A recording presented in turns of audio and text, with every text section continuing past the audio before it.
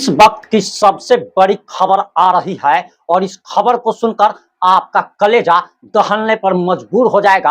आपको बताते चले कि देश में एक बार फिर से आतंकी हमला हुआ है और इस आतंकी कायराना हमले में हमारे देश के 10 लोगों की मौतें हो गई है, वहीं 33 लोग घायल बताए जा रहे हैं। और आपको बताते चले कि एक तरफ जहां देश के प्रधानमंत्री नरेंद्र मोदी तीसरी बार प्रधानमंत्री पद की शपथ ले रहे थे, पूरा देश हाई अलर्ट पर था, लाखों सुरक्षा कर्मी तैनात थे, कहा जा रहा था कि परिंदा भी पर नहीं मार पाएगा। वहीं दूसरी तरफ आतंकी अपने कारनामे को अंजाम देने में व्यस्त थे और इस आतंकी कायराना हमले में हमारे देश के 10 लोगों की जहां मौतें हो गई, वहीं 33 घायल बताए जा रहे हैं। और आखिर पूरी घटना क्या है, पूरी घटना हम 5 से 8 मिनट की रिपोर्ट में आपको बताने जा रहे हैं।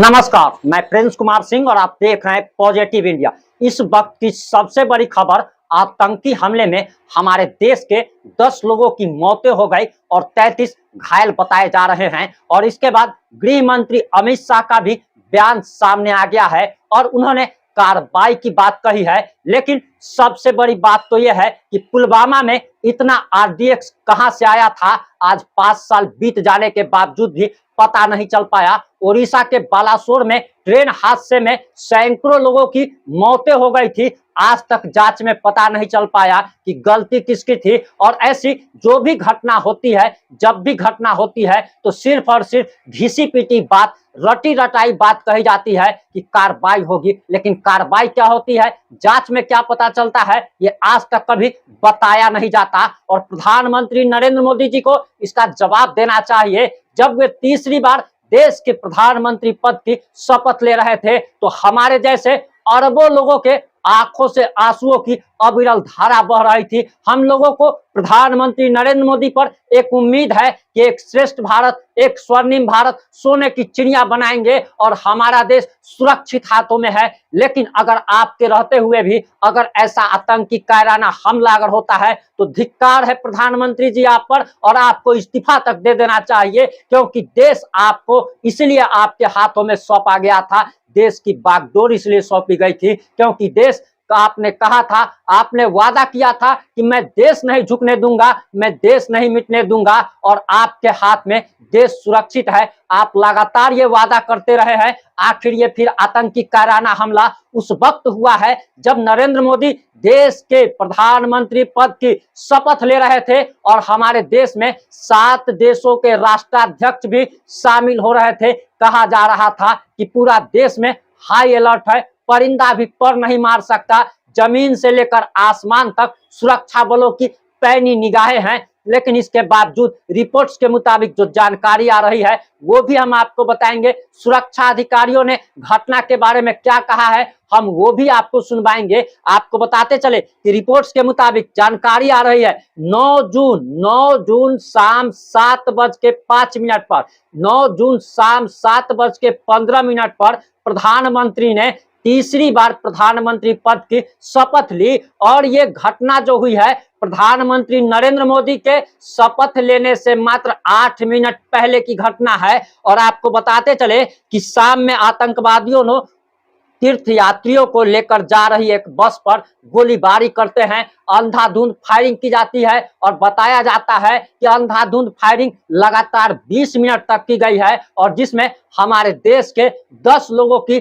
मौत हो गई है। वहीं भारतीय सेना ने बताया है कि 10 भारतीयों की मौत हो गई है और 33 अन्य घायल बताए जा रहे हैं। पुलिस ने बताया कि शिवखोरी मंदिर से कटरा जा रही 53 सीटों वाली बस पर गोलीबारी के बाद बस कहरी खाई में जा गिरती है। और यह घटना पोनी इलाके के तेरियाथ गांव के पास शाम करीब 7:08 पर हुई है। वहीं आतंकी हमलों को लेकर अब विपक्षी नेताओं ने भी प्रतिक्रिया देनी शुरू कर दी है और विपक्षी नेताओं के हाथ तो एक मौका लग गया है नरेंद्र मोदी को घेरने का। लेकिन ये सवाल जरूर पूछा जाना चाहिए कि आदरणीय प्रधानमंत्री जी, जब देश सुरक्षित हाथों में है तो फिर आतंकियों की हिम्मत कैसे हुई। ये सच बात है कि पिछले 10 साल में ऐसी कोई भी बड़ी घटना सामने नहीं आई, लेकिन पुलवामा अटैक अभी तक हम लोगों को मतलब भूल नहीं पाए हैं। पुलवामा अटैक में हमारे देश के होनहार हमारे जवान कितने शहीद हुए थे वो आप सभी जानते हैं। और आज एक बार फिर से ऐसी घटना का दोहराया जाना कहीं ना कहीं इस बात को साबित करता है कि हमारा इंटेलिजेंस फेल हो गया। और इंटेलिजेंस उस वक्त फेल हो गया जब देश के प्रधानमंत्री तीसरी बार शपथ ले रहे थे। 7 देशों के राष्ट्राध्यक्ष हमारे देश में आए हुए थे। और जरा सोचने की बात है, जब 7 देशों के राष्ट्रपति और प्रधानमंत्री हमारे देश में मौजूद हो और उस वक्त जब यह घटना घटती है तो विदेशों में हमारी कितनी बेइज्जती हुई होगी। लोग क्या मजाक उड़ा रहे होंगे कि देश सुरक्षित नहीं है। और उन 7 राष्ट्राध्यक्षों के साथ अगर कुछ भी हो जाता तो हमारे देश के माथे पर एक कलंक लग जाता। आदरणीय प्रधानमंत्री नरेंद्र मोदी जी, हमारी तमाम देशवासी तमाम भारतीयों की बस यही मांग है कि ऐसी आतंकी कायराना हमला करने वाले को मुंह तोड़ जवाब दिया जाए। एक्शन उन्होंने करके दिखा दिया है, अब वक्त है रिएक्शन देने का, अब वक्त है जवाब देने का। और जवाब ऐसा ही दीजिए जैसे आपने एयर स्ट्राइक करके उस समय दिया था, क्योंकि इन आतंकियों का मनोबल तोड़ना बहुत ही ज्यादा जरूरी है और इसकी जांच होनी चाहिए। और जांच के बाद जो भी सामने आता है वो आपको तमाम देशवासियों को भी जरूर बतानी चाहिए। और इसी के साथ वहां के सेना के अधिकारी ने आखिर क्या कहा है जरा आप वो भी सुन लीजिए। उस बस के ऊपर फायर किया, उसकी वजह से जो ड्राइवर है उसका बैलेंस जो है वो बिगड़ा और वो नीचे बस जो है वो खाई में चली गई। रेस्क्यू ऑपरेशन जो है वो अभी कंप्लीट किया जा चुका है। 9 are feared dead right now and 33 injured हुए हैं। आपकी क्या प्रतिक्रिया है? अपनी अनमोल प्रतिक्रिया देना मत भूलिएगा। और आपको बताते चले कि जब नरेंद्र मोदी जी तीसरी बार प्रधानमंत्री पद की शपथ ले रहे थे तो उनके अरबों चाहने वालों के आंखों से आंसुओं की अविरल धारा बह रही थी। ऐसा लग रहा था कि जैसे खुशी से लोग पागल हुए जा रहे थे। ये खुशी के आंसू लोगों के आंखों से बरस रहे थे। तो प्रधानमंत्री नरेंद्र मोदी जी, आप पर देशवासियों को काफी उम्मीदें हैं और तमाम देशवासियों की आप उम्मीदों पर खरे उतरेंगे।